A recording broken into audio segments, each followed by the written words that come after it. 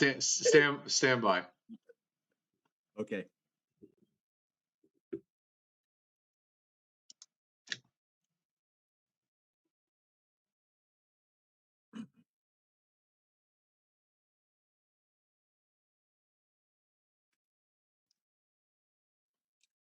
Good evening, everybody. Welcome to tonight's Joe and Joe Weather Show.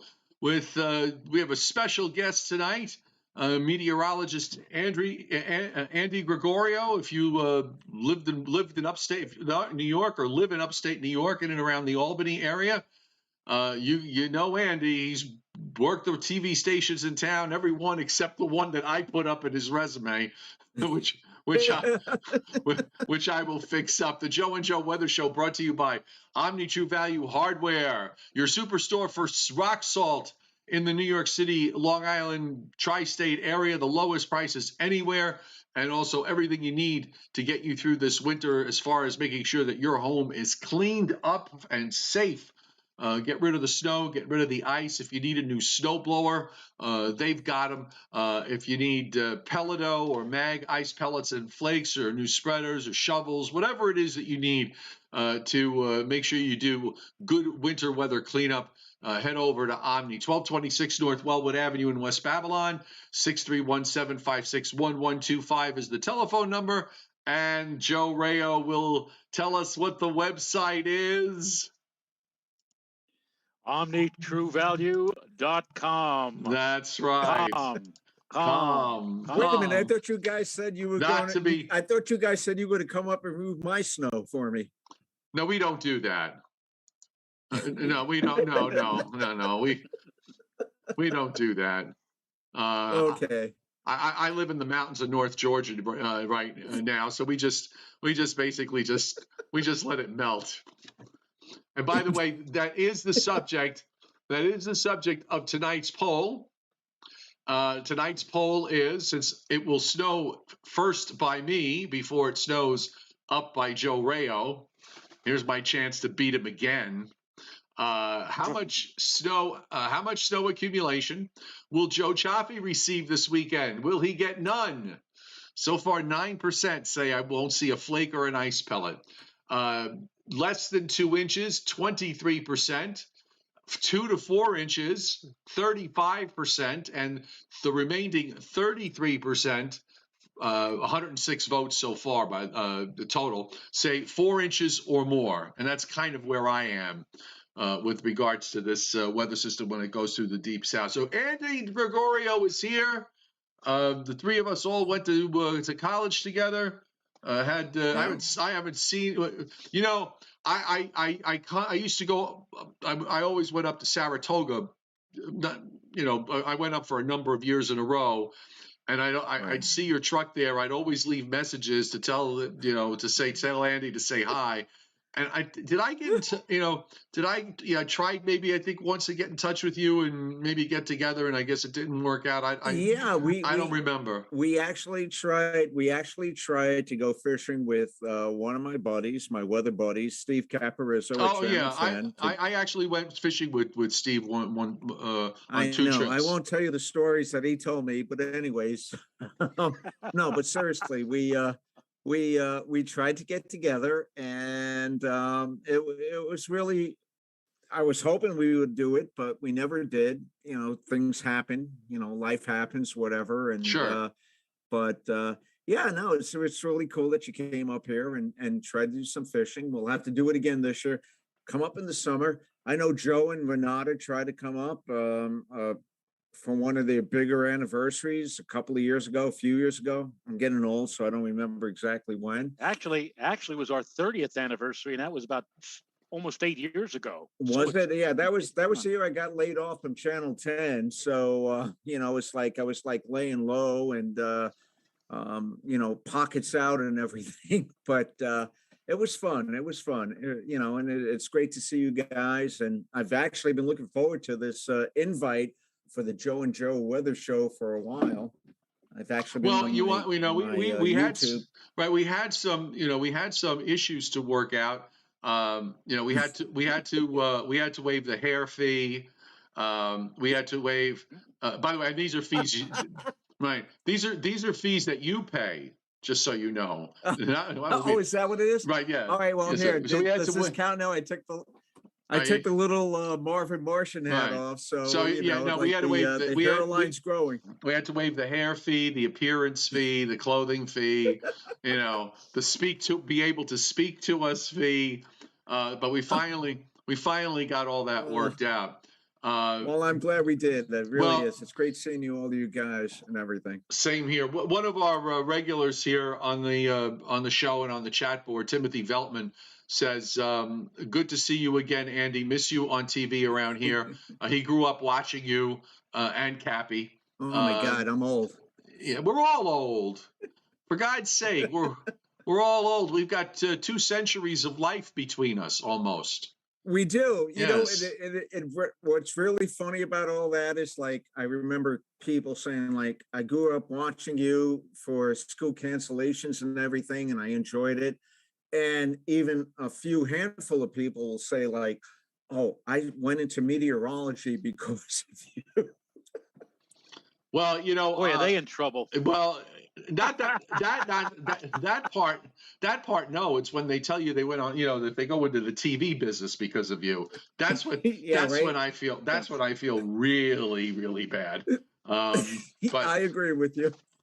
so we've got this weather, this storm that's going to go down across the deep south, and We do. yes, we do, and it's going to bring me. Actually, a lot of the models over the last 5 days have been doing double-digit snow amounts. I'm 2,000 feet Mhm. up, but I've got 4,000 and 5,000 foot tops around me. So if I wind up with 3 or 4 inches up where I am, they're going to get every bit Wait a of. minute. I thought you lived on Long Island. I did, but I moved, so I'm down. Okay. I'm down in North Georgia now, about 2 hours north of Oh, okay. Atlanta. Yeah, so I'm up in the Okay. mountains, and it's already snowed here. Uh, so it does snow here during the wintertime. It's actually quite beautiful, and when it snows at where I am at 2,000 feet. You can see on the higher mountaintops, it's the snow amounts are double and triple. And Okay. we've already had a couple of events where they've gotten 10 inches or more up at like 4,000 or 5,000 feet. But what are your this thing has me. I don't know if you've been following it along with the guidance over the last few days, and we were I talking. have, and it's very fascinating, and I can see like at least Joe might be the same. Joe Rayo might see it as the same way.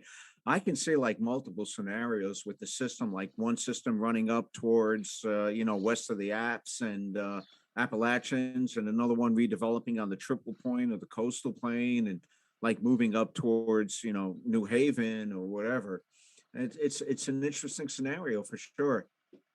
They have actually on today's GFS, they actually have 2 centers, and they put the L over the immediate New York City area.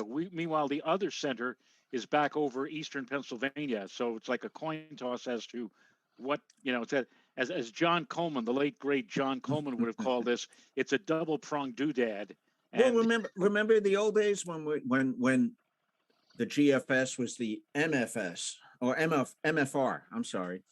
And it was like it would always like there were Oh, two the lows, Murph. and there were going to be two lows, and they Right. would always like put right. the one low in the middle where the two lows might be. And it's like you're scratching your head. It's like, okay, which one's going to become the primary and which one's going to become the secondary? And is the primary going to weaken? So it was always fun. It was always challenging for sure. I'm just. Yeah. In fact, one about the last night, was it Bill Goodman who brought? Oh no, it was Tony Gigi who brought up a storm that he remembers from 20 plus years ago, and he brought up the NGM, the Oh NIST my God. model. That's Yeah. Remember we first looked at that, Joe, at CompuWeather, like the NGM was like, oh, the latest and greatest model. It was after the LFM 2. So it was interesting. For sure. No doubt the LFM 2 will just go down in infamy as one of the one of the best models Right, ever but you to knew walk the you earth. knew the systematic errors with it. Well, You as long, knew well, you knew but how to that's with, adjust but it. that's with all of them. When you figure out what those systematic errors are, you can make the Right. adjustments that you need to make.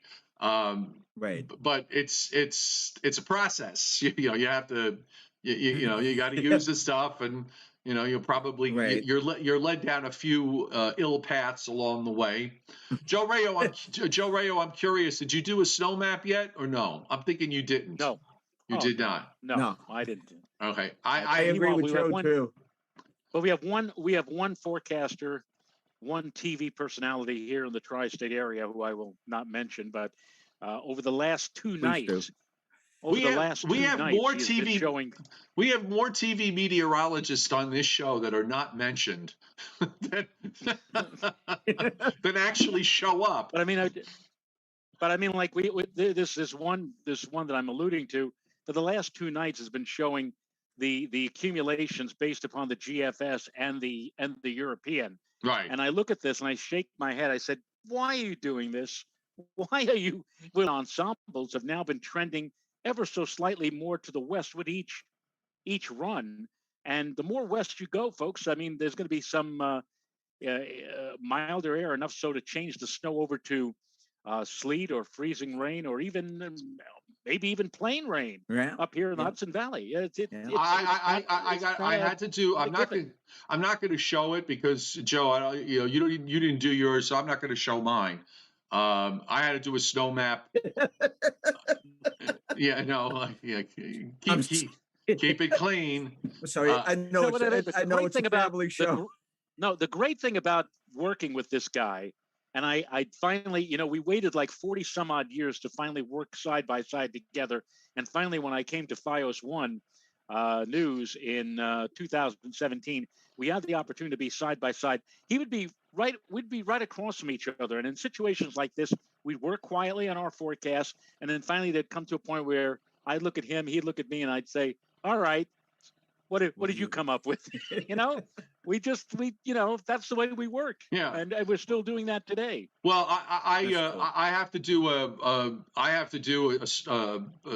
a snow map because I've got some snow removal guys that I do some work for. So they like to see something 72 hours out. So from the start time. So I don't.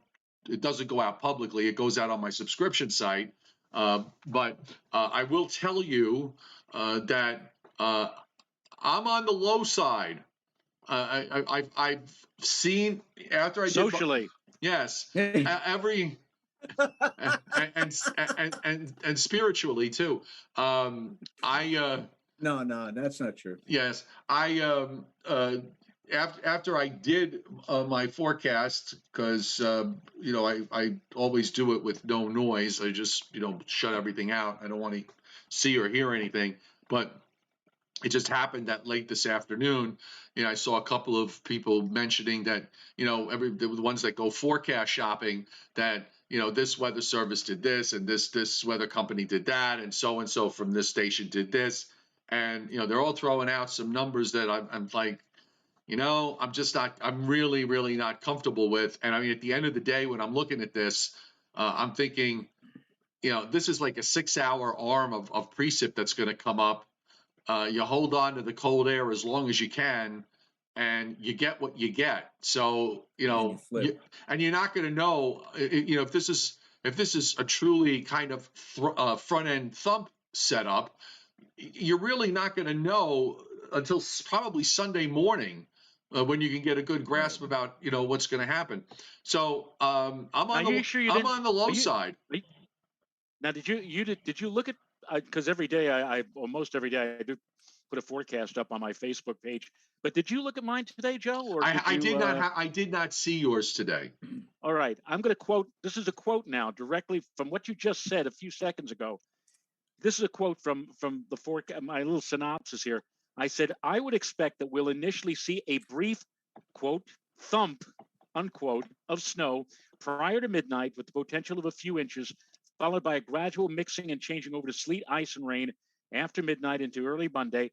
Thus, from Monday morning, and remember, Monday morning is a holiday. I mean, my son and daughter-in-law, they're all teachers, and they don't have to. They're PO'd at this because they're looking at a potential.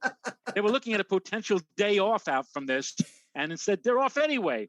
But I said for Monday morning, we may be looking at a slushy, sloppy mess. Whatever snow is on the ground will likely be of a heavy consistency and rather difficult to move around. A much better handle on precisely how much snow and the timing out of any changeover will be coming in the next few days. So stay tuned. Bah. So Way there you to go, Joe. Way to go. Now that's kind of my mentality, even up here. I mean, we'll probably see it at least a mix to sleet or freezing rain, and maybe even remotely rain in the upper Hudson Valley. But again, it could be a good front end thump for like 6 hours of moderate to heavy snow. Pick up a quick 4 to 6, and then a little bit of a mix, maybe even a change to something other than snow, and then a little flip on the backside of the storm to pick up a couple of more inches. But to me, right now, it does not look like, for my area, Glens Falls, Lake George, Saratoga region, like a real mega snowstorm. Moderate snowfall at worst at this point in time. That's would be my take, but I wouldn't like carve it in stone like Fred Flintstone or anybody would. Yeah. Okay. We're going to do something new tonight. Okay. We've got two people waiting. Those of you who are watching the show and are on my my subscription platform on Patreon, I put up a post with the Zoom link. If you would like to ask a question, just click on the link and we'll get you on to ask the question. So we've got two of them coming up. Before we get to that, I'm going to bring you up in just a second. Two super chat hits tonight. I missed one of them, Joe. I don't know if you can see it. Paul Roman hit super chat before the show, and someone else did afterward, and I can't scroll back. Brendan Doherty. Brandon Doherty. Yes, and David Fuller. And David Fuller. All right. Thank you, both of you, for hitting super chat. We've already got to 102 likes, so let's see if we can do 200. We've got a lot of viewers on tonight, so I'm going to bring on. We're going to bring on Rick, and he's going to join us here momentarily, and he can ask his question. So we'll get Rick just connecting to audio, and John's iPad. Stand by because you're next. After Rick is done. So let's see if we don't like and Joe, if we don't like the question from Rick, are you going to say, "Get off my phone, you you old bag"? You sound like you look like 10 miles of bad road. I have never. You guys aren't like that. No. But that's like, they're both saints. The things you remember and the things you don't. I don't know why, but that I remember was listening to Bob Grant one day, and he had a woman on the phone, and that's what he said. He said, "Get off my phone, you old bag. You sound like you look like 10 miles of bad road."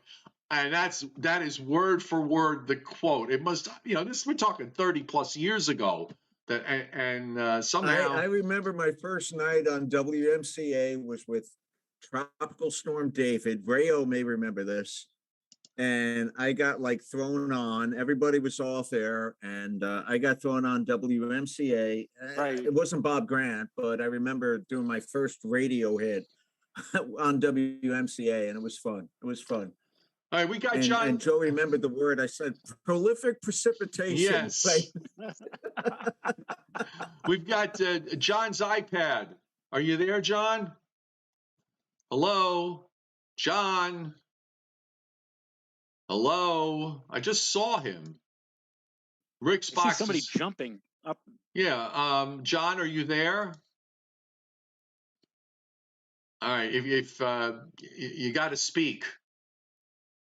You have to speak. I see. John? I think John. Yes, I got it. Okay, there he is.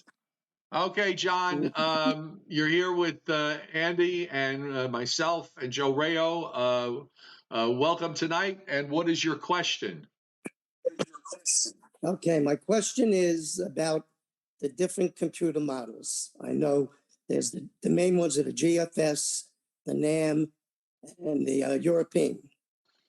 Okay, and then there's different ensembles. The other night you mentioned the GFS was set on the track for days, but the ensembles had it further east. Right. And you said that the ensembles get different data put into them.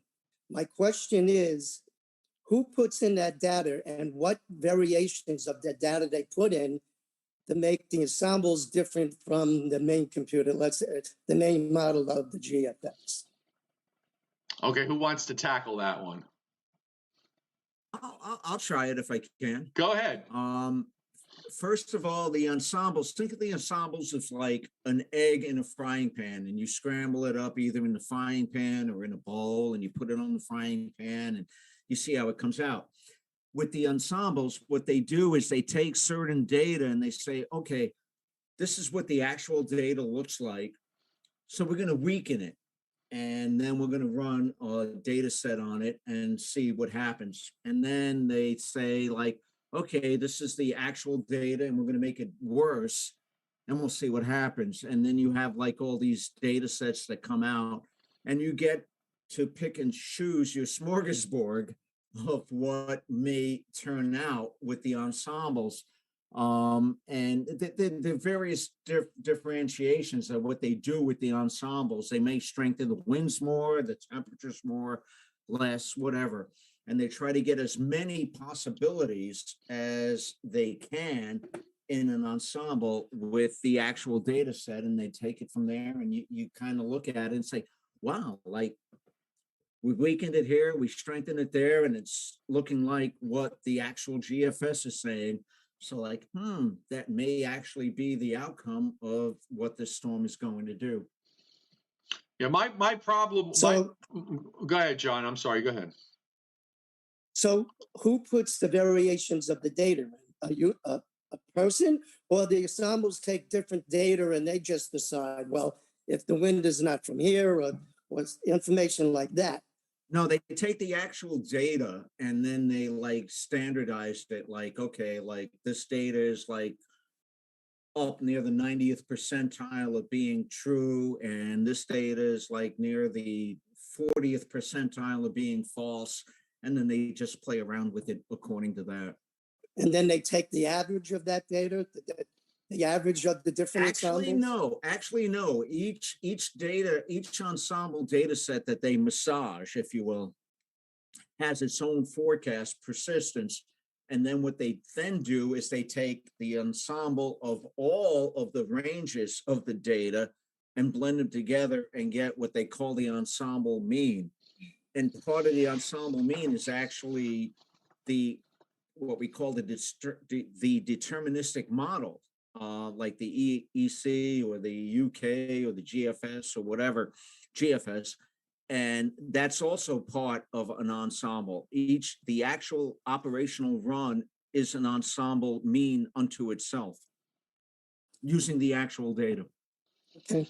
And my problem, my general problem with the ensembles has always been the fact that, if you're going to use if you're going to use something that basically relies on calculating something and then coming out with an average, then you're going to have average, if you use that as a tool, you're going to have average performance. And you don't strive for average performance. You strive for above average performance. So I'll look at them, but I actually don't always look at them. More often than not, I don't look at them until somebody says, "Did you see the ensembles?" And then I'll go look. On my part, Joe, is what I like to do is I like to look because each of the ensembles of variants. You look at them and you look for clustering, and I think that helps a lot, at least for me personally. As far as that's goes. When I do look at I look at the different members and I see I look at to see where they are all clustered. If they're all clustered near where the operational is, then I get some meaning out of that. If they clustered near where the mean is, then I'll get a different. I'll interpret that differently. All right, John. Thanks for coming on tonight. And okay, thanks for doing this. No problem. I'm going to go to let's see if I can get Kathy Boyle on. and bringing Kathy. Rick is still. I don't know, if Rick, if you could hear me. I know you're still there, but there's no the cameras are turned off. I can hear you, but I've got video problems on my okay. end. So since I have you on, Rick, go ahead. You're here with Andy and Joe Rayo and myself, and go ahead and ask your question. Okay, thanks, and good to see everyone, and glad you're doing better. Thank you. There with Joe. Listen, my question is basically about the NAM. At this point, how important the NAM for short fused events has always been pretty good for us here on the southeast coast of North Carolina doing tropical events. But how do you weigh out the NAM in a winter event? Whoever like to take that question, the NAM modeling process. I'm going to wear Rick. I'm going to wear a black armband around my left arm here when they phase the NAM out, which, according to Joe, is going to happen sometime in the next 12 months. And I'm sorry to see that. I have been a fan of the NAM and the way it's handled winter weather events ever since we had that storm in 2016, where the NAM was calling for something like 20 to 30 inches of snow for New York, while the global models, the GFS and the European, the far better models, as we always thought, especially the European, were only going like 3 to 6 or 4 to 8. And I said, throw the NAM out. What the heck is the NAM? The NAM is crazy. I mean, why they got, and what happened? At the last minute, the global model said, hey, you know what? I think we're going to go the same way as the NAM. And they went for like 20 to 30 inches. And New York City had the biggest amount of snow that it's ever had in over 150 years of weather record keeping. And ever since then, I've watched carefully what the NAM has been doing with winter weather events. And it's been doing pretty darn good. And one of the things I look for on the NAM is the, I don't know if Andy looks at it on Tropical Tidbits, the Omega or the FGen map at 700 millibar, especially, which shows where all the atmospheric energy is. And usually where the NAM is depicting the energy, that's where we get the thump. That's where we get the heavy dose of or the heavy intensity of precipitation. So I really like looking at the NAM. And by the way, the intermediate one, the 18Z NAM, which is now out, takes us into the early hours of Monday morning, and it shows that we do indeed get a thump up here in the Hudson Valley of New York, but it also shows that there's quite a bit of mild air coming in on an easterly flow, and the sleet and rain is not too far behind. And if I take that as face value, it's basically what I said earlier in my discussion, that we may get a thump of snow, but then we may change right over to an icy or cold rain by Monday morning. Yeah, if I could add on, ahead, what Andy, Joe said too, was like the early 2000s. We called it the Caparizzo, Steve Caparizzo, the guy I worked with at Channel 10.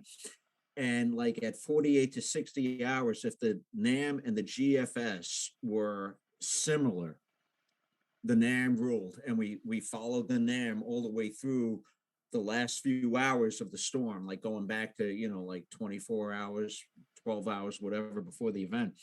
But the NAM is so much better when you get closer to the event. I agree with you, Joe Rayo, JR, that it's like, it's just so much better modeling, and especially like in cold weather situations, like, oh, is it going to change over? It's not going to change over. Usually, if the GFS or even the EC or whatever other model, the Canadian global gem, is showing a changeover, or like staying all snow, I should say, cold, but the NAM is saying like, you're going to mix, you're going to change. It will probably happen because it just says a better resolution as you get in what we call closer to the event. And I totally agree with you on that. It's like the NAM is leaning like heavy thump on the beginning, and for parts of the Hudson Valley, at least a changeover, like up by me in the upper Hudson Valley, Glens Falls, Lake George area, to some sleet or freezing rain, maybe even briefly rain, and down towards you and the mid-Hudson Valley, lower Hudson Valley, JR, you might see a brief change over to rain before a little bit of a backlash of snow for everyone. By the way, I got the NAM up. It'll be up on the screen shortly, since we're talking about it.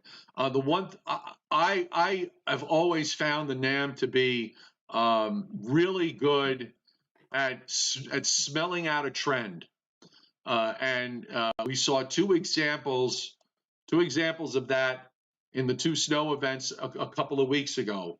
The one on Monday that buried southern New Jersey, Delaware, Maryland, down into Virginia. The NAM, unlike the global models, the NAM smelled out the fact that there was all that dry air. Joe Rayo, you talked about it that Monday. The dry air, it sank southward. The globals were giving half a foot to New York City and nearby. Wasn't even close to the truth. It was not a flake or an ice pellet. The NAM was very good in picking up all the dry air and pushing it southward. And then a few days later, it was the other way around, where the NAM sniffed out the developing low offshore. Every run going into it for about a day and a half, every run was just not by much, but enough that you could notice. It showed a little bit more, a little bit more, a little bit more, and it wound up outperforming all the others. I got made fun of by some some young kid who said to me that I only have 41 years experience, but that I'm not a serious. This was on one of the big NAM storms, Joe. That I'm not a serious forecaster because I use the NAM. Well, guess what? Guess what? It was probably one of the best forecasts I ever made. I ever had from the standpoint of snow. Everything was perfect. The NAM was perfect on it. And needless to say that I've never ever heard from this idiot ever again. So well, JC, what it's you have to have thicker glasses like the old-fashioned Coke bottles so that you know what you're doing. Yeah. By the way, my takeaway, Joe, on the NAM is the fact that looking at this tonight on the 18Z run. So this takes us to 1 o'clock in the morning on Monday. It's right. Already raining up into northern New Jersey and almost to White Plains and all of Long Island. I mean, there really is. If it's a thump, it's like this is one of the reasons why I'm not really overly enthused by some of the high numbers. And when I looked at when I looked at the snowfall numbers on the NAM, which we need another 6-hour period really to cover it till 7 a.m. But right. It wasn't showing it didn't produce very much. Okay, it really didn't. So well, even the national model blend is not showing a boatload of snow in the eastern New York State, especially west of east of the Hudson Valley. It's not showing a lot of real heavy snow, moderate at best, if you want to use that word. So and again, one of the reasons why, and Joe Rayo probably knows. How do I call you guys? Wait a minute. We gotta distinguish this. Are you JC? No. JR. JC. I've been called far. I've been called worse. Yeah, so have I. It hasn't been Andy, but anyways. But no, like Joe Rayo. Like for example, like. Downsloping is an issue with this storm too, depending on how it evolves. Like one system up to the west of the Appalachians and another one along the coastal plain. So I always call it the screw zone when there's two lows, like one running west of your location, another right. one to your east. Right. you get like zero lift or anything, and it's like QPF is like you're going to get 10 inches of snow and you wind up with 4 if you're lucky. So it's an interesting scenario, and like Joe said earlier, it's too early to say you're going to get this much or you're not going to get this much. By the way, Rick, because you're on. Yes. Are you still there? Just to let you know, I mean, the NAM produces because with the surface low going, just inland of Wilmington and Hatteras, it's got a really healthy looking squall line that goes through there tomorrow, Sunday, late Sunday afternoon into Sunday evening. I wonder whether there might, SPC might, maybe put in a marginal risk there for severe weather, because that, at least from this standpoint of what this model is showing, it's got a healthy squall line. And the other thing is, I don't want to understate the fact that we've got a full moon this weekend, and the gradient gets awfully tight, particularly if we have a little bit of a secondary that develops. The gradient gets awfully tight with that. The isobars are almost southeast, and that's another argument to me as to why the changeover to rain may wind up occurring faster and further inland than you might But think. you're in North Georgia, so you don't have to worry about coastal flooding. Oh, no, I don't. I have to worry about a prolonged period of icing before it goes over to snow, because I'm going to get the wedge You're down the absolutely Appalachian. right. So Yeah. I'm getting I'm seeing the models produce some pretty big numbers, but if you cut them in half, that means the other half is going to be ice for me, and that's something I really don't want to have to deal with. But going back to Sunday evening, from Delaware up to up to southern New England. I just want to make the point that we've got coastal flooding risks, moderate coastal flooding risks, and probably going to see some wind gusts of 40 or 50 miles an hour along the coast from the east-southeast. There's a full moon this weekend, so if you do live along the coastal areas, just bear that in mind. Rick, thanks very much for coming on tonight with joining the show. I'm going to see if Kathy Boyle, are you there, Kathy? I'm here, Joe. How are you, Kathy? Haven't seen you since high school. 45 years, I understand. Yes, many years. I'm good, but many.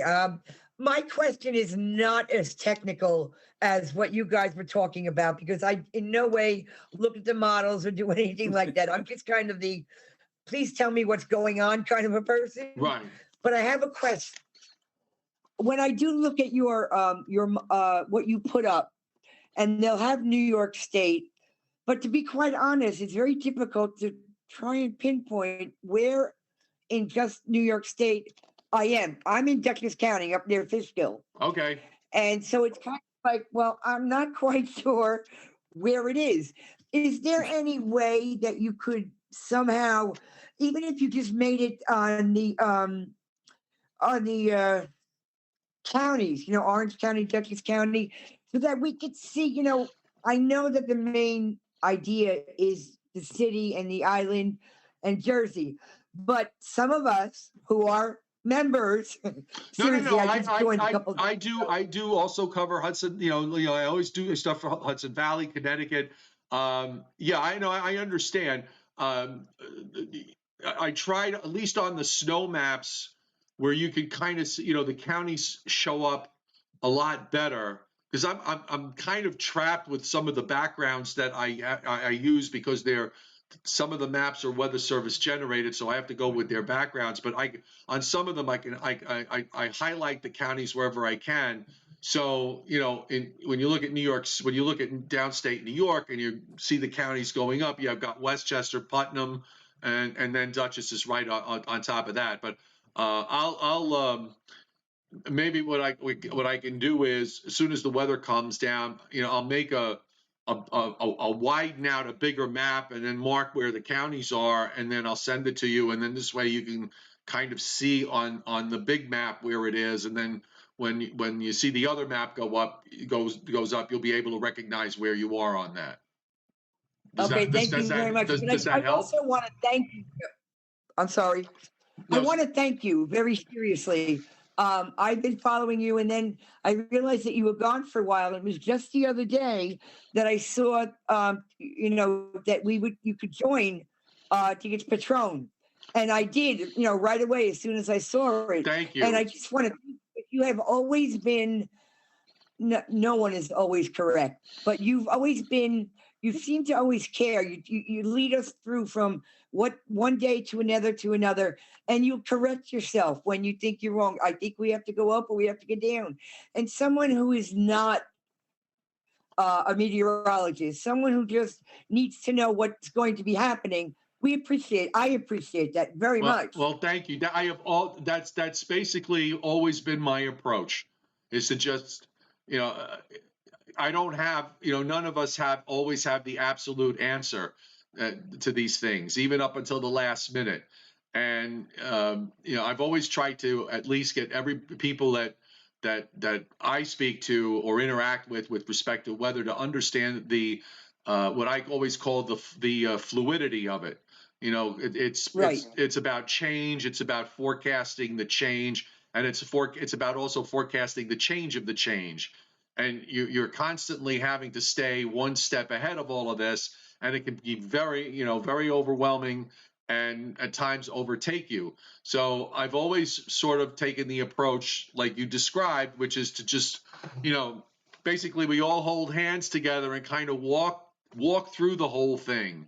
And sometimes we're going to go, sometimes we're going to have to turn left, and sometimes we're going to have to turn right. Sometimes we're going to have to go down, and sometimes up to try to get to the final spot. And thank you for noticing that.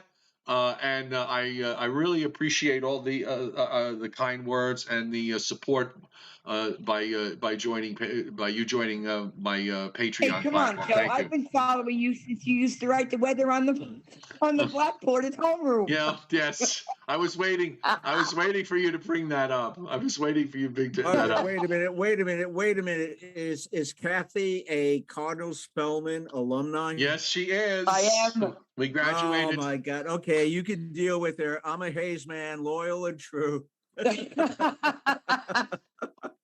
Yeah, well, you guys. All right. Well, thank you. Thank you, Thank Kathy. you very much, Joe. And I'll keep tuning in. And if you ever have a question, just message me directly on there, and I'll be more than happy to answer you. That's great. Thanks a lot, Joe. Okay. And Joe, have a good night.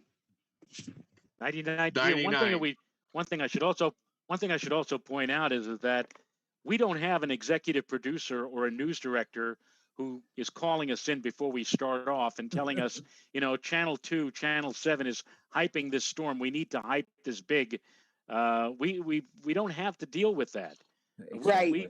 We do this, and whatever we feel is in our heart as best a forecast that we can put out there. And again, we don't have anybody looking over our shoulder and saying, we need to clear the bread aisle and the milk aisle tomorrow morning at Graffiti's. I mean, we went through that all those years, and same with Andy, I'm sure.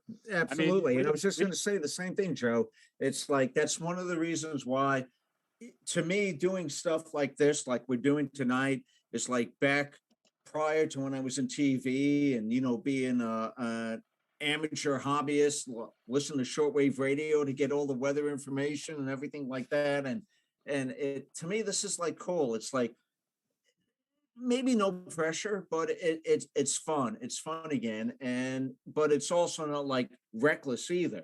We know what people want to hear, what we know, and we want to parlay that information to them as well. All right, we're going to go to the next person. So, okay, Joe, be good. Bye, Kathy. Take care. Bye-bye. There we go. Finally. Okay, now we got it. All right. So one of the things, a couple of things that I noticed today, Joe, that were different. We were talking the last few days about the operationals going west and, the ensemble staying east. And I was watching the 500 millibar today on how it's kind of changed a little bit from what it was, because now, of course, you've got the first storm, the upper low, out in the Atlantic on Friday that lifts out, and we get into this really, really cold air. The southern system on all the models today, further south and vigorous.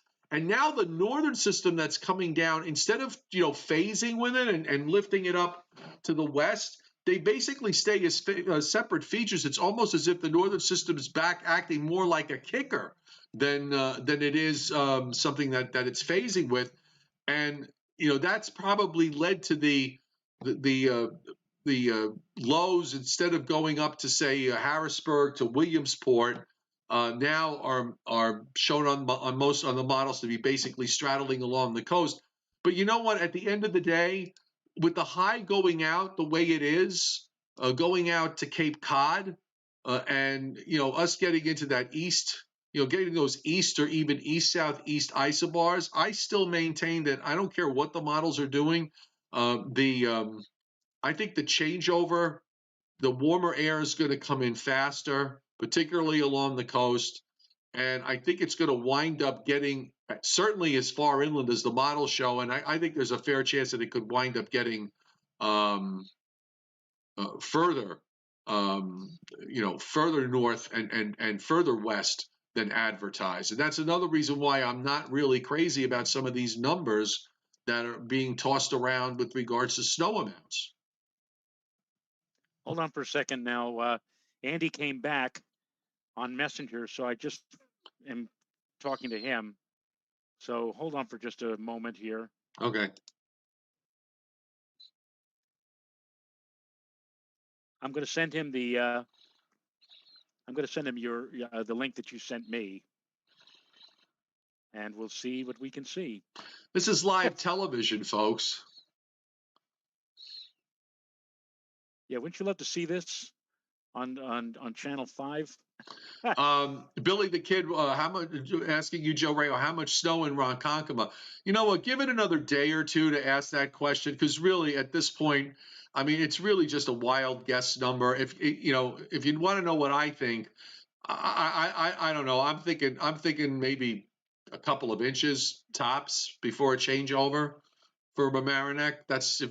And I'm doing this strictly off the top of my head, because you're asking me a question about something 4 days in advance, and I really, to give you any, if I wind up being right, it's more luck than anything else. All right, so I just sent him the new link. So if he responds and if he sees that, he may be back. So, and yeah, please wait at least one more day. Now we're going to be back tomorrow, right? We've already decided that we're going to do a Friday night show. Okay, you've decided that. I'm okay with it. Well, I mean, in this situation, I mean, we might as well, right? Oh I mean, yeah. Seems kind of. Oh, absolutely. No. I'm good with it. We could do a show tomorrow night. And the thing is, we'll do one unless you want to do one on Saturday instead of Friday. I'm okay with Saturday. If you want to take tomorrow off, if we want to take tomorrow off, unless it's something really pressing, I'm good with that. So you decide if you want to do tomorrow or you want to do Saturday. Let's do Saturday, because if we do tomorrow, then people are going to just arbitrarily assume that we're going to be back on Saturday, and I'd like at least one day off. Yeah, so no, I agree maybe with you. it's So better we'll to do do it Saturday.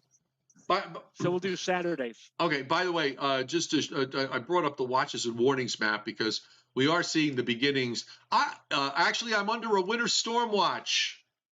Everybody, to stop the presses. Northeast Georgia's under a winter storm watch. I got to see what they're going for. But we've got the first winter storm watches up for Northeast Georgia, northern South Carolina, actually a pretty good chunk of northern South Carolina, southwestern North Carolina, including the mountains at the Tennessee border. And the other offices are going to follow tomorrow. So everybody's going to play catch up here. But I want to see what the Weather Service is going for. So we got a winter storm watch up for Blairsville, Gainesville. Right now, it's raining here. I didn't realize that. It's 39 with light rain. I got to 52 today, which was nice. Okay, so we got the 40. We got the 45 here. So they're going for the winter storm watch from Saturday evening through late Sunday night. Heavy mixed precip possible. Total snow accumulations of 2 to 5 inches, with locally higher amounts in the higher elevations of far northeast Georgia. Ice accumulations up to 1/4 of an inch. Winds gusting to 35. So they're going for 2 to 5 for me. I certainly can see that. My inclination was to take the GFS, which gave me like I think on the last run it gave me 11 or 12, and the European, which has been giving me, every day for 5 days now, has been giving me like 12, 13 inches, and just basically cutting those numbers in half. But I certainly could see it. I think one of the things the folks in the Deep South have to watch out for, as I mentioned earlier, just going back to the models for a moment, is the track of the upper low, because the heaviest snow is going to wind up falling about north of the upper low, going out to maybe about 60 or 70 miles. And if you're in that path, and the fact that this upper low is so vigorous, that's moving across the Deep South, dropping through Oklahoma into northern Louisiana. It's actually been, the last couple of runs, it's been going, it's been not only more vigorous, but further south, crossing through central Mississippi, central Alabama, then moves right over northeast Georgia and western South Carolina, western North Carolina. That's pretty much where the heavy. Somebody's gonna wind up with a surprise out of this in the South and up in the Carolinas, with the strength of this upper low the way it is. That's my feeling on this. And I absolutely, in answering on the chat board, West Virginia guy, one of our, I guess, newer members here, do you think West Virginia will have winter storm watches tonight or tomorrow? I most certainly think that West Virginia is going to be in line for some significant wintry precipitation. And yeah, they probably will not issue a watch tonight. They'll probably wait until the morning shift tomorrow, and once they get a sense of what's going on, that's when I think you'll see the winter storm watches go up from much, if not all, of the states. What do you think, Joe? Certainly for the eastern half. I don't know what they might do with the western half, but certainly with the eastern half, I didn't really look closely enough in terms of where the back. Yeah, you know what?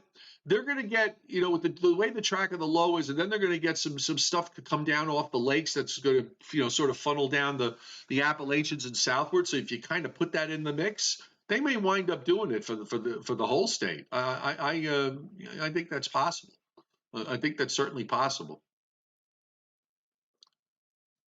And I think, I think either tonight, of course, we won't be on late tonight, thankfully, but tomorrow I think we'll have enough data in the pot, so to speak, for us to make a forecast where snow. And of course, we won't be on tomorrow night, but certainly by Saturday, I think if all of you tune in on Saturday, and I guess it'll be 7:30 on Saturday evening, we will be together, and by then, I think we will have a far more certain and sure outlook for where this thing is going to go, what it's going to provide, and what it's going to produce.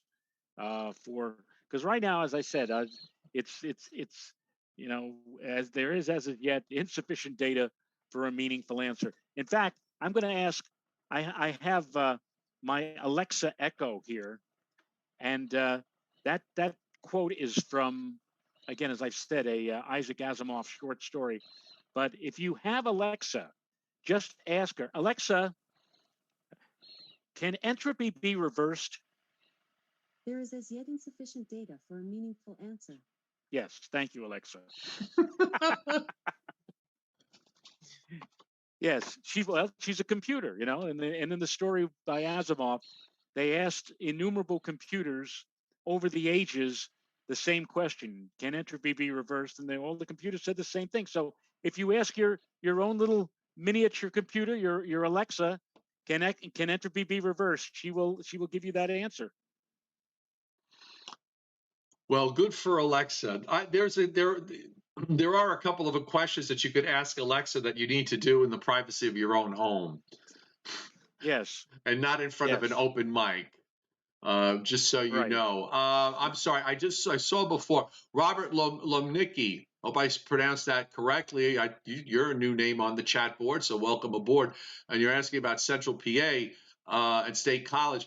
I actually, in my mind, I kind of drew a line from just west of Harrisburg to just east of Williamsport, and from there west, I've got a zone. I've got most of western part of half of PA in a zone of 8 to possibly 12, and I felt pretty good about that. Now, Andy brought up a good point, because there's going to be some shadowing depending on, wind direction and the topography in mountains. But I think you can broad brush an 8 to 12 inch zone in central and western PA. So that's an early guess. Okay. That's an early guess on my part. So don't hold me to it, because I might, I usually, when I do an early call, almost always when I do an early call, I don't change it. One of the things that I can't stand, and it's getting worse and worse. One of the things that I can't stand is the fact that you've got these news sources and weather sources now that are changing forecasts every 6 hours. And there's no need, in the longer range, 3 days out, you're changing a forecast every 6 hours based on a new model run. That's not forecasting. That's just being reflexive off a computer model. So I put out an early call. I just leave it alone, and then I make one change when we get to about 24 hours. I make a final call. At that point, I decide whether I'm going to leave it alone or go up or go down, and that's it. And I don't think there'll be there can't be a dry slot in Western PA if you got a low that's going to be tracking up, say, in Western New Jersey. So the further east any kind of primary low goes, your dry slot is going to be east of the low, not west of the low. So you're going to get whatever it is on the west side. So I wouldn't worry too much about a dry spot. You might have some places where the wind direction does downsloping, and the snow dries up a little bit, but that's a local thing. That's not a broad, something that you see on a broad scale in terms of what the models are showing. Now, Joe, Andy, I'm going back and forth with him on Messenger, and he said, "Sure, give me link." Old one says not valid. Oh, he needs a new. Did you give him the new link? I gave him the new link. I'm not sure if he. I'll tell him again. Use the one I just. I'll just tell him use the one I just gave him. Right. Brian Poliquin, is it possible this thing becomes a blizzard? Where? I mean, it might be in the Carolina mountains. I mean, if you're talking about the Mid-Atlantic and Northeast, I mean, I just don't think this is going to have time to produce a lot of snow. It's going to be moving pretty quickly. It's going to do whatever it's going to do, most of it on the front end. There'll probably be some places on the west side that wind up with, 8, 9, or 10 inches. I don't think that, to me, that's like, okay, that's kind of ordinary. Andy is here. All right, we'll get him on. Great. We actually, considering what's happened, we've got over 263 people on right now. So after being up over 400. Hello. I'm back like a bad check. Yeah, that was a wonderful example of technology at work. I honestly don't know what happened. I just took like this hit. I lost not only did I lose my own internet, my computer couldn't find it, but it couldn't find anybody's wireless near where I live, and I had to reboot the computer. You're in Georgia, baby. You're in Georgia. That's your problem. Yeah, you know what? Lately, most nights it's been fine. I may have just done an overload here where I had, 5 or 6 people on Zoom, and I had 15 different windows open. And maybe I have a fairly new computer. It's only a couple of years old. But maybe I just was trying to do too much. And actually, looking right now as you're talking, I see Joe Chiaffi's network bandwidth is low. I see the same thing every night. Every night I see the same thing. Okay. Yeah, I keep the bandwidth low in order to get a signal out there with a minimum amount of problems. I actually could do a do a hotspot off my phone and raise the bandwidth. But that, what? And lose your bandwidth for the rest of the month. Yeah, well, as long as I don't go too high, I actually have it where they gave me a lot of it, so It'll last me Okay, for a while, but cool. I try to save it for days when I got, I've got no other access. John Strahl hitting super chat Gotcha. tonight. Thank you, John. Most appreciated, especially tonight when we had all these technology issues. That, I could use a beer and a cigar right now, but I'm doing neither at this point because I'm still in I have recovery both mode. here, but you can't do it virtually, No, you can't. No. Um, so fortunately. yeah, so we were talking about with this whole next event. What do you think about the rest of, let's just talk a little long range here. What do you think about the rest of the month? Because I kind of, I've been kind of leaning on the idea that we keep getting these cold highs coming down from Canada one after another. You've got the Eastern Pacific Oscillation is negative, which I've always said that's I could care less about the NAO. Give me a negative EPO any day of the week, and the rest of the other two I'll take my chances with. But I kind of thought that at some point this month that we could see a pretty solid cold air mass come down out of Canada and hang around for at least a few days. I agree with you on that. I mean, I've been looking at like the CFS model for what it's worth on Pivotal Weather, and it's showing more cold snaps than mild snaps. So I think definitely we're going to be looking at least near normal chill for the rest of January, and if not below normal. And you even look at like some of the surface pressure forecasts, and I want to say definite storm threats, but things to watch out for. And I think from like basically the mid month on to the end of the month, we're going to be looking at things worthy of interest. But what I always liked about these cold highs dropping out of southern Canada, and not necessarily some of them dropping into the Midwest and some of them glancing across the Great Lakes. I really think you're going to have to really focus on the Gulf of Mexico and off the southeast coast of the U.S. for Miller A type cyclones, posing possibilities of impacting the east coast of the U.S. with wintry weather. He's bringing beer into the equation, Joe Rayo. What are we going to do? Well, I don't know what I've said this before. There are people that are into Miller A and Miller B or whatever. I'm just looking at storms that come on down through the Great Lakes or storms that come up from the Gulf Coast. I'll categorize them that way. But the Climate Prediction Center on their 8 to 14-day temperature outlook, guys, has much of the Great Lakes, Ohio Valley, and on into New York State and Pennsylvania in the 80 to 90% category for below normal temperatures. Again, this runs from the 21st to the 27th of this month. So that seems to go along with what you guys were just saying, that as we get toward the end of the month, that we're going to be seeing more and more in terms of colder weather dropping into this part of the country. In fact, if you go to the 6 to 10-day outlook, you can see that little blotch of very cold air moving through the western Great Lakes. And by 8 to 14 days, it has progressed now much further east into New York and Pennsylvania. So keep that in the back of your mind that in the next 1 to 2 weeks, we'll be seeing, you think it's been cold lately, it's going to maybe get as cold or even colder as we move toward the close of the month. I don't know if this has any like persistence or whatever, but like just thinking back over the past couple of like years, everything's been displaced. Like winter, December has been anything but December like in many, like especially this last year, where like Glens Falls had like its, I don't know, fifth warmest December on record. And even like a couple of years before that, we had the warmest on record.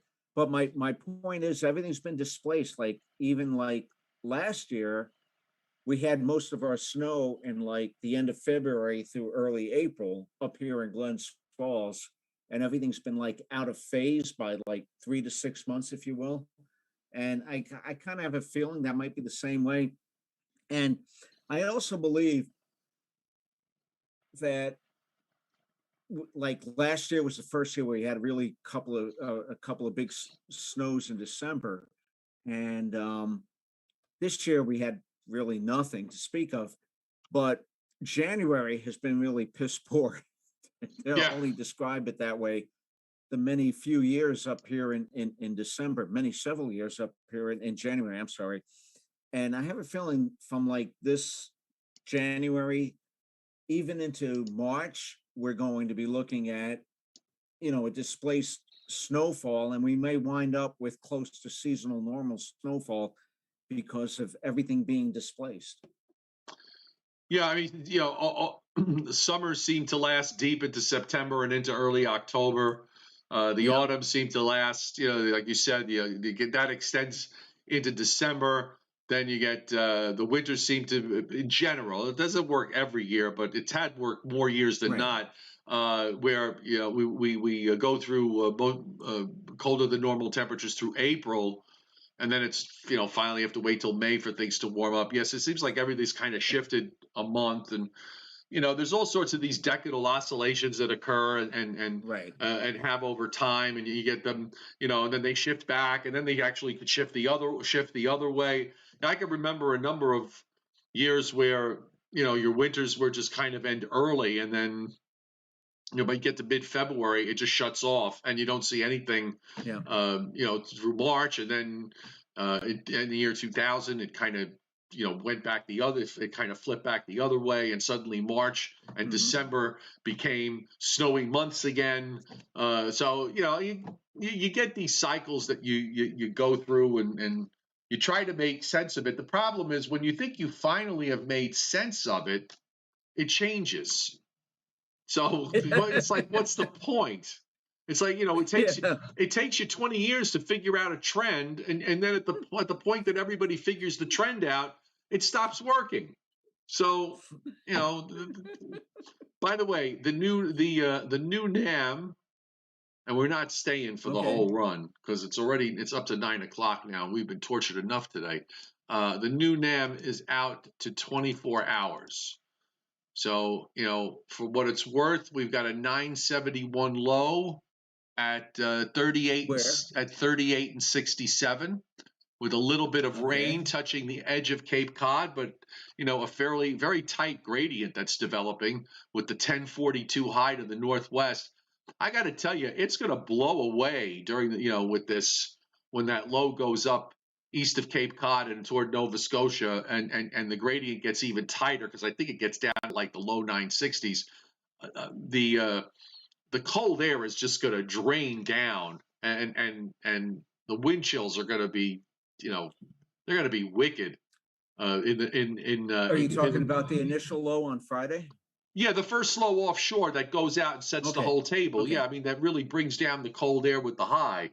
I love, I actually, this is one of the favorite things about winters is when we have things like this happen, where you look 5 days in advance, and if you take it literally, you're not going to really, you're going to look at it and it just nothing really stands out. But I love it when we get these big highs from the north that come down, because you look Oh, at the yeah. initial forecast temperatures. If you look at the initial forecast temperatures for Saturday, the highs were in the upper 30s to low 40s. And I remember coming on, I said earlier this week, I said, it ain't get, we're going to, the end of the weekend, we're going to see like, maybe like just barely get into the 20s with this, if this cold air comes down. And I always love to see these highs from the north, because they really can fool the inexperienced forecaster in a Oh, big yeah. way, in a And big way. I always remember those kind of highs from my days when I was working at Weather Routing and Navitec, the marine forecasting company up here.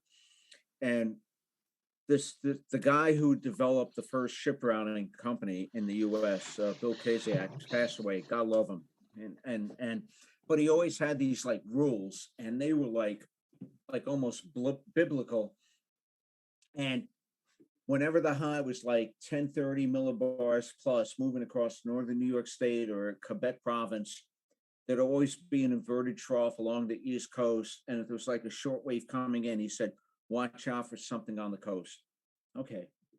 And then he goes, the stronger the high was, the stronger the trough would be, the stronger the low would be on the coast. and it would follow the coastal trough. And that's why with this system coming up, I'm kind of like, you know what, this high is like really strong. It's like 1030 plus, whatever, you know, the KZAC rolls. And it just may actually wind up being more of like on the coast or just slightly off the coast. And areas to the west of that low may wind up with more wintry precipitation than it's showing. Tomorrow, I have, by the way, for the lower Hudson Valley, I said early clouds give way to increasing sunshine, blustery and turning much colder.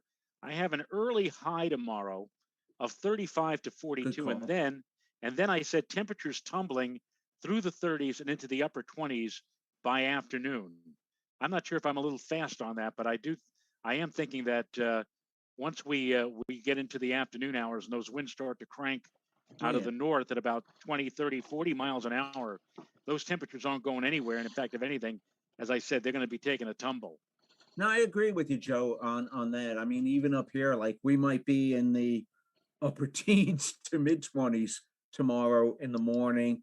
And by this time tomorrow night, I'll probably be close to zero up here, if not below in some places. And you factor in the wind chills will even be like 20 degrees colder than that. By the way, just so you know, to help your cause, I'm just looking here on the NAM. In 3 hours tomorrow, the thickness just north of New York City is at I love when you say thickness. Yes, at 7 a.m. is at 5:34. At 10 a.m. it's almost at 5:28.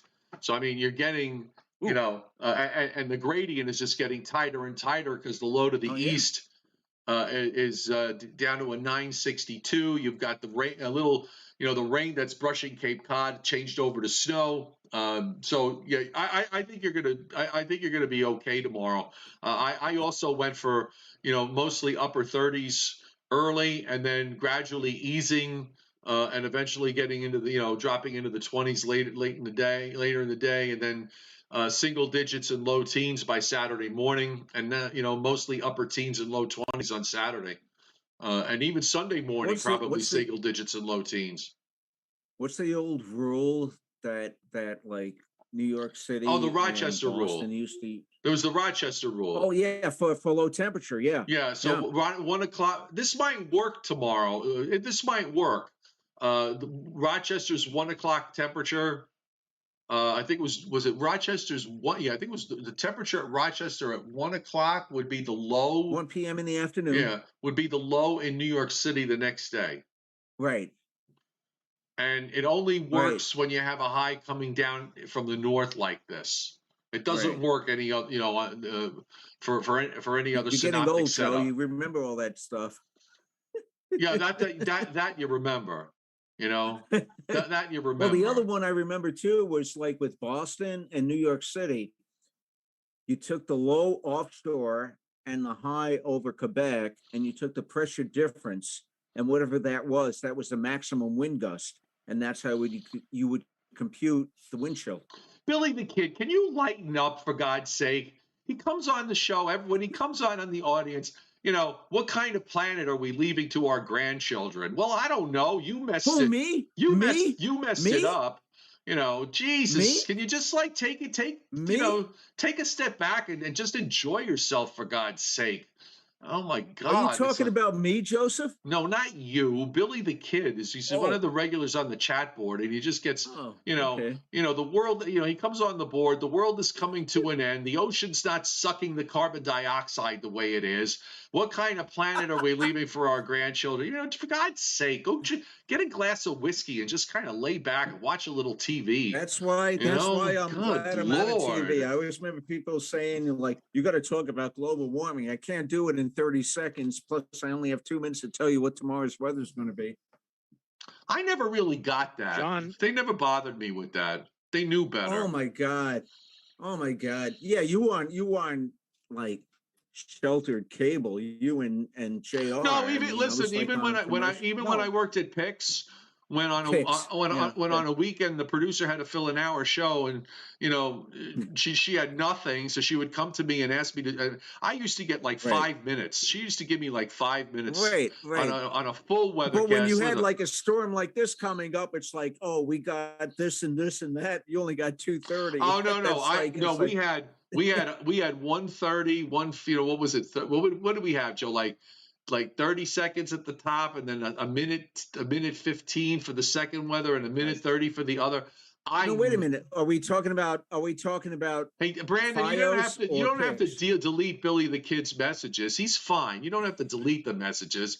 I just want him to lighten up. Why'd you time him out, for God's sake? You didn't have to time him out. He's just.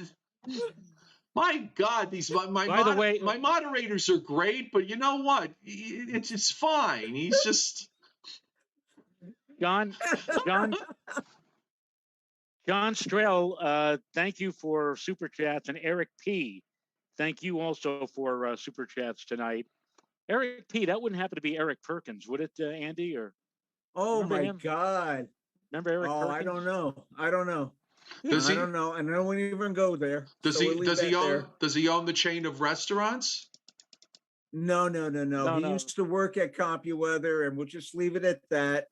I will say one thing about Eric. He was an interesting guy.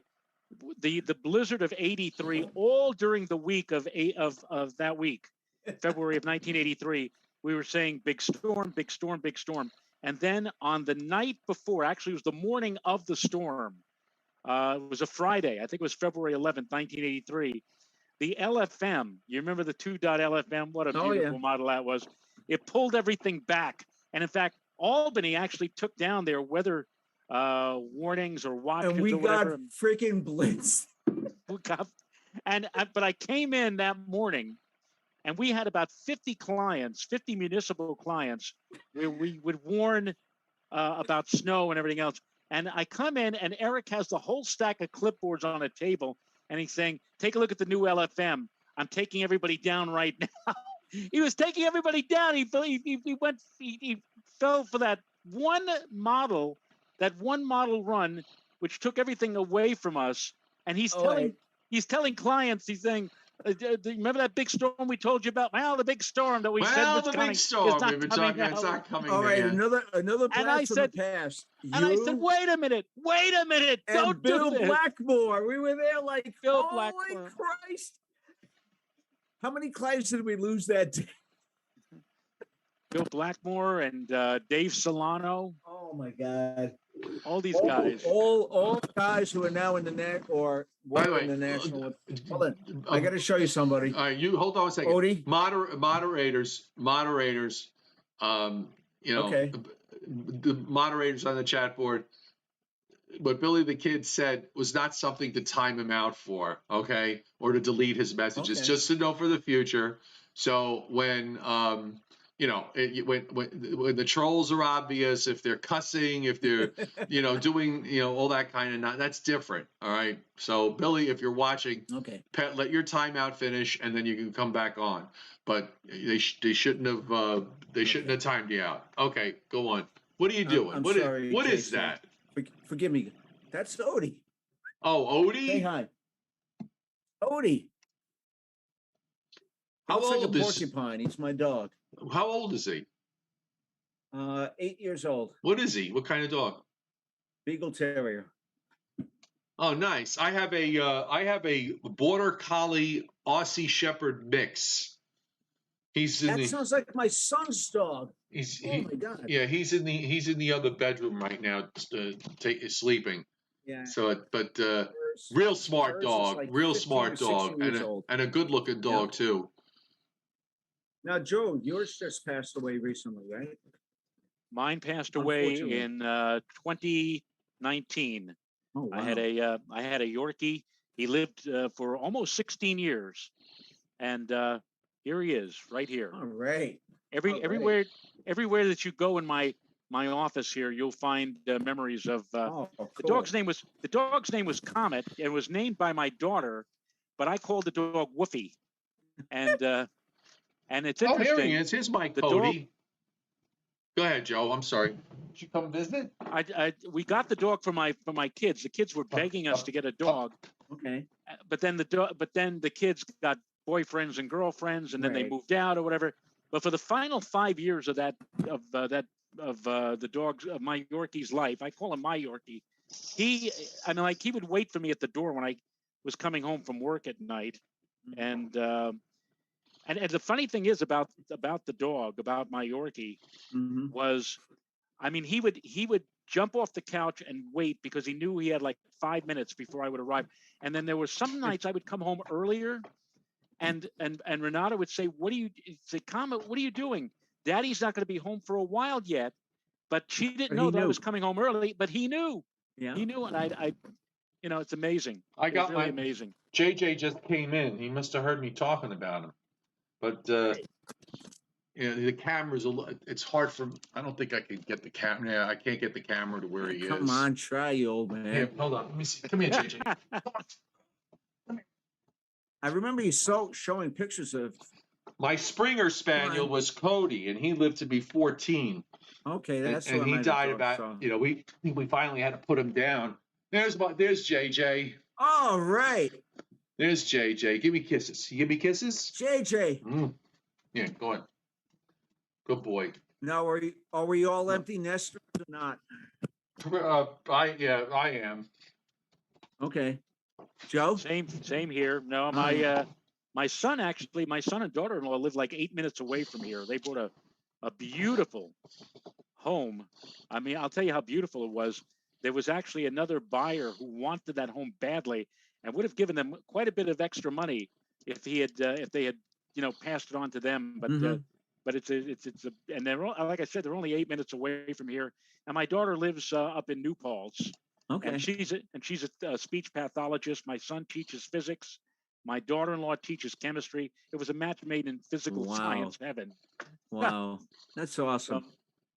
Yeah, it's nice to have them close. I mean, all my kids are out of the house too, but my daughter was like in Saratoga Springs for a few years. She's a nutritionist, and then she moved back up to Glens Falls. She's like 4 streets away.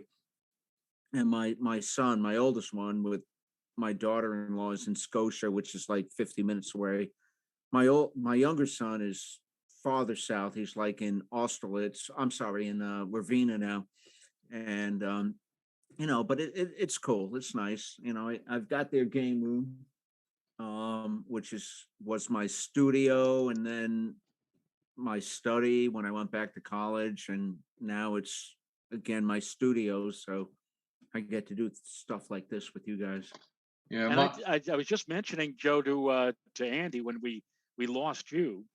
We were reminiscing about the fact that 43 years ago next month, it's going to be the President's Day storm anniversary, the first Number President's one. Day storm yes. in '79, and at that private weather service that the two of us worked at, which I refuse to mention the name, although it's already been mentioned a couple of times. It was like 2 o'clock in the morning. 2 o'clock in the morning, and I was in the one of the offices trying to get some sleep. I had already been there for like 18 hours, and I was going to be there the following morning anyway. And here's Andy in the other room getting the latest observations, and he's plotting yelling up hourly maps, and saying that, oh my God, 6 inches in 1 hour at Raleigh Durham. And when I woke up, finally, Todd Gross woke me up. That was our boss there. 6 o'clock in the morning, he said, Joe, get up. I said, why? He says, blizzard. I said, where? North Carolina, remembering what Andy was doing. He said, no, here. And I looked out the window, and it was like moderate to heavy snow was falling. It was incredible. But it was only like in Queens and Brooklyn and Staten Island and Newark and the Bronx, right. Like the Bronx and points north. No, I got into the 5 inch an hour deal in the Bronx. Oh, where were you in what? Well, you slant sticker back in Cardinal Spellman days? In Frog's Neck, we had, I think we had every bit of a foot and a half, right, Joe? Yeah, but it wasn't much. No, the President's Day storm, we had every bit of a foot and a half out of that before it pulled out. Yeah, but there was a sharp. Andy is right. There was a sharp cutoff somewhere just north of New York City. and Boston got nothing out of it. Right. And the funniest thing of all, not the funniest, but for me the saddest part was the morning before, on Sunday morning. I'm doing the weather at WFBR. Remember that, down in Baltimore? Oh my God. And we had a guy. The guy who was taping me was named John Elder, and I did the forecast. And I said 2 to 5 inches, and he says to me, "AccuWeather's going for 4 to 8." And I said, "Well, that's what they're saying. I'm saying 2 to 5, whatever, blah blah blah blah." And the next morning, when it was time to do FBR again, John Elder said, "Well, they just called out the National Guard. They were comparing that storm to the Knickerbocker storm of 1923 in the Right. Washington, Baltimore area. They got like 24 inches of snow. It was just like it just exploded." And FBR brings back another memory. You may remember this, Joe. David, Tropical Storm David moving up, and they had Yes. the aviation weather watch. Are you going to talk about the tornado? Yeah, and Yeah. it was like, well, what do we do with this? And it's like we discussed it, and we said, oh They my didn't get God, you I'm sorry. sooner. That's all right. I'm just, I'm you know. sorry. I'm sorry. Listen, with half the stuff that's on YouTube, that was pretty tame, for God's sake. Oh, I know. You know. But it was funny. It was that whole sequence, and Gloria was another one. Remember that, Joe? Right. Gloria. I remember that. Oh my God. Yeah. Do you remember, Andy? Andy, you and I, it was New Year's Eve 1980. Oh, the freezing. I came in to join you at for New Year's Eve at the office, and you were on the phone with your fiance, eventually your wife. And at the stroke of midnight, do you remember all the teletypes were ringing? You know, bing, bing, bing, bing, bing, bing, bing, Ray Wark. Ray Wark and Circuit C and Circuit A. They're all, and he said, "I can't believe it. Look what they're doing. Ding, ding, ding, ding."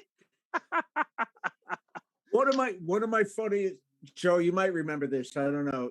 You were at CBS and NBC at Today's Show, Joe Choppy. Right. But remember 1 year it was on Ray Wark, and it was the start of the deer hunting season. And they were talking about how it was like Western Pennsylvania and Eastern Ohio was sending out teletype. Great for the deer hunters on the starting season. You know, mild conditions, no snow or anything, and hunters should be able to track the deer. No snow allowing to track them. And then somebody broke in from like, hooray for the deer. You know, ding, ding, ding, ding, ding. And we were like laughing hysterically. It's like, oh my gosh. It was just a lot of fun times. By the way, I missed some of those messages. I remember one pilot report, a PIREP, and on Circuit A or whatever like that. It said, and it was the night when there was quite a bit of turbulence, and the pilot, whoever he was, said rougher than a stucco bathtub.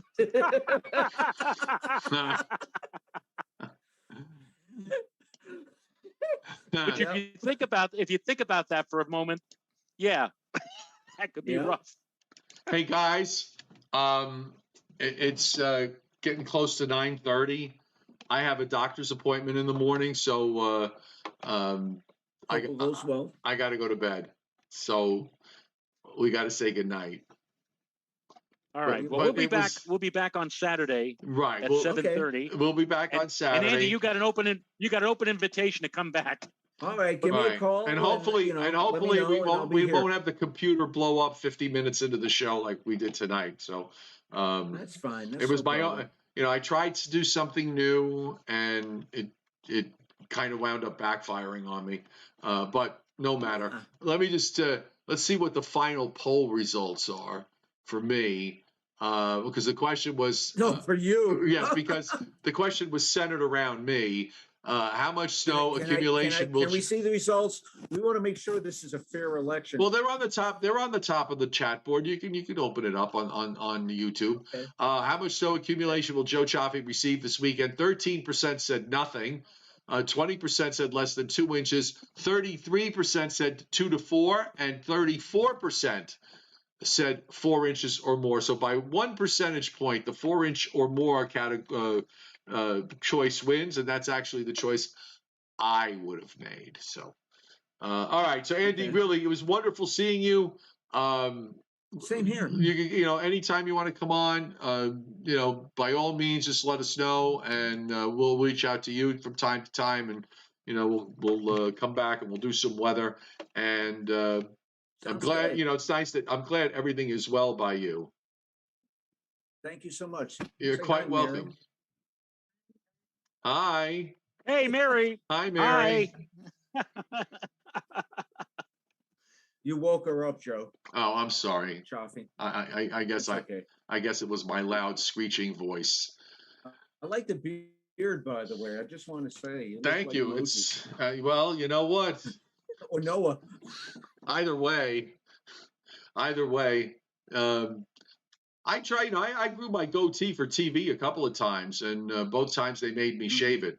I was nowadays they go on. They don't even wear suits anymore. So Yeah, I know. you know, I know. I was ahead of my time. But one of these You days, and I both, man. yeah, one of these days, we're probably going to wind up falling into a vicious conversation about how